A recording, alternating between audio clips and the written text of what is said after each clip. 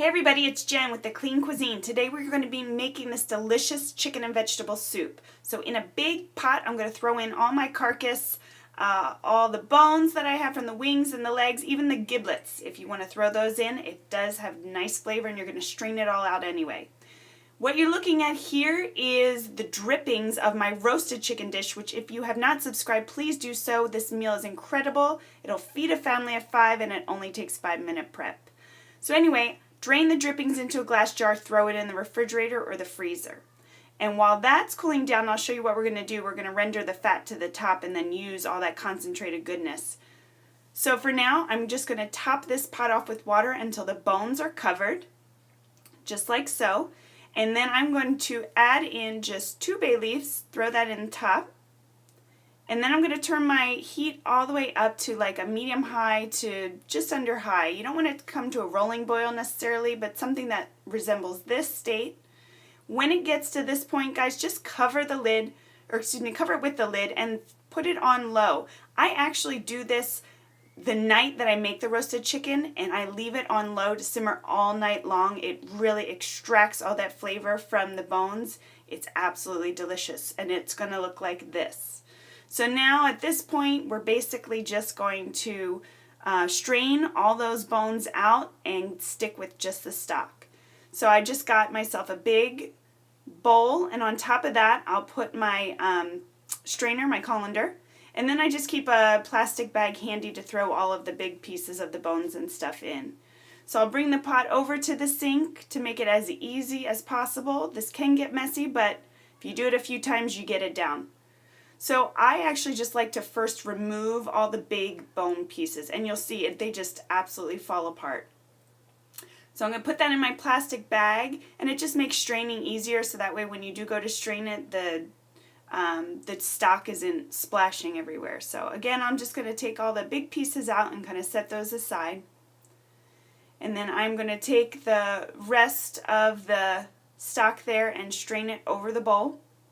Guys, this is great if you're like needing to feed an army and you don't want to spend an arm and a leg. This soup is absolutely delicious. The flavor is so intensified, especially if you use the drippings from the roasted chicken.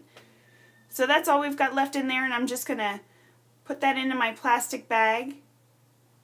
And then I'm simply going to just take the stock that we just strained and put it right back into that pot, and that's where we're going to make the rest of our chicken soup. This is also a great make-ahead meal, guys. Do a double, a triple batch, and then freeze some for later in the week or even a month or two later when you've got company and you just don't feel like making anything. So right now we didn't have much chicken left over. That's all we had from a whole chicken for our family, but I just shredded it up. You can actually omit the chicken and just make this a vegetable soup, or you can add pork. I mean, this is so versatile, but this base of using the chicken bones to make this broth is really what makes the soup. So I just cut up a bunch of carrots and celery to start. Onions would also be awesome in this, but my one daughter absolutely despises onions, so if I put it in there, she wouldn't eat it. So for the sake of my family, I left the onions out. I also chopped up a bunch of potatoes. Now, because I didn't have a lot of chicken, there's a lot of potatoes here, guys, but I just wanted to give it just some meat, no pun intended, but you know what I mean. I wanted it to satisfy, so I wanted a lot of starch in there, and so that's what I'm going to do. Throw the potatoes in there, the carrots, the celery, and it does not take long. Once you add all the vegetables in, you're just going to basically simmer it until they come to a consistency that you want, where it's tender to the touch. I like mine fork tender. Some people may want the potatoes super soft. This is, again, a versatile dish, completely, make it your own. Put in whatever vegetables that you want in this thing. You do want to keep in mind, as far as vegetables are concerned, it may be better to stick to the more hearty ones, like the carrots and the celery, the potatoes, the harder vegetables. If you throw in something like zucchini, although it would add a delicious flavor, it's going to get really soft, just FYI. So you can see the fat is kind of rendered to the top. This is all the drippings from that pan. You can even see the pan behind the glass dish here. But that's what it looks like. I just took all the fat off, and that is just concentrated deliciousness, flavorful goodness.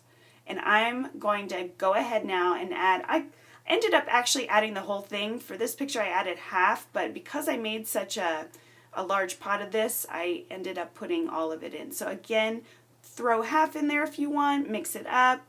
After you add your salt and pepper and your seasonings, taste it. If you want to add more, go back, throw it in. If not, put that concentrated chicken juice in the freezer and save that too for a rainy day when you want to add some extra flavor to your soups.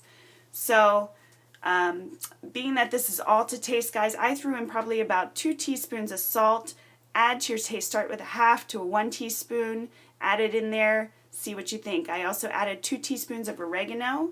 Anytime you use oregano, especially, or dried herbs, guys, kind of crush them in your hand before you put them in. It brings the flavor back to life, especially if they've been sitting on your shelf for a while. Then I just added a bunch of cracked pepper. I'm going to give it a stir. And then again, I'm just going to let it kind of hang out for, until everything's soft and delicious. You can let it simmer as long as you like, but just keep checking it to see if the vegetables are to your liking. Another way to make it your own is omit the potatoes, add in a handful of cooked pasta or rice. Just make it your own, guys. I hope you enjoyed this dish. Please don't forget to subscribe.